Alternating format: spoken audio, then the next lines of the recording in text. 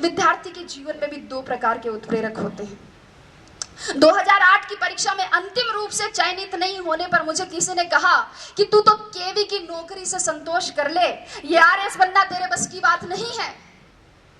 तो एक दूसरे मित्र ने कहा कि गिरको कर रे कंथड़ा, हिरण कशो घी खाए, आंख चरे और पून भगे, घोड़ा स्यू आगो जाए।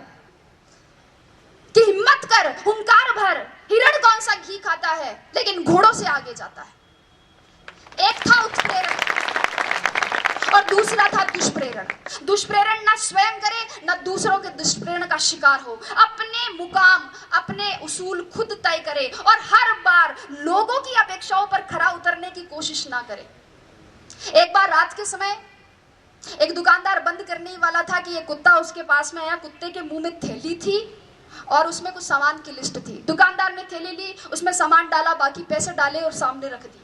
कुत्ते ने थैली मुंह में उठाई और चल दिया। दुकानदार से रहा नहीं गया, वह आश्चर्यचकित होकर कुत्ते के पीछे पीछे गया, ये जानने के लिए कि इतने समझदार कुत्ते का मालिक कौन है। कुत्ता कुछ देर बस स्टॉप पर खड़ा रहा।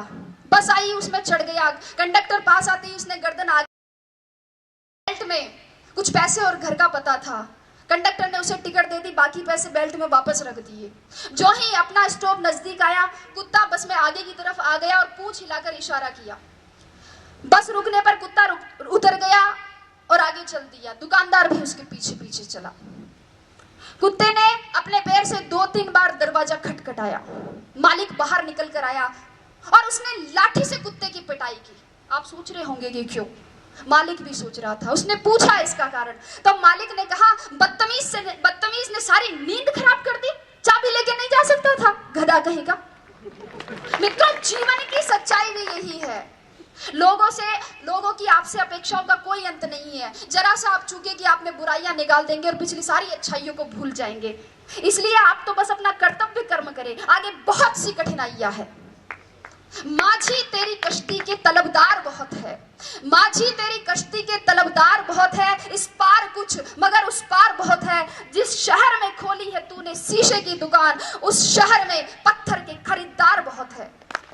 लेकिन अगर आपने निश्चय कर लिया है कि आपको इस कठिन राह पर चलना है, अगर आपने सोच लिया है कि अब जलेबी की तरह इसमें उलझ ही गए हैं, तो फिर क्यों न चाशनी में डूबकर जिंदगी का मजा लिया जाए। मेरे कहने का मतलब इतना ही है कि अपनी मेहनत को सफलता के मुकाम तक पहुंचाइए।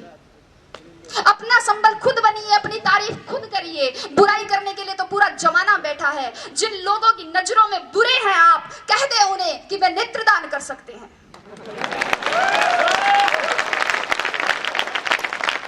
अपने आसपास के परिवेश में केवल उन्हीं तत्वों को प्रविष्ट होने की अनुमति दे जो सकारात्मक हो, विचारात्मक हो, बोधात्मक हो, सही दिशा देने वाले हो। अन्यथा आपके मस्तिष्क में क्रोध, ईर्ष्या और द्वेष के रासायनिक दुष्प्रभाव दिखने लगेंगे, जो आपकी सोने की थाली में पीतल की मेख जैसे अशोभनीय लगेंगे। तो अंत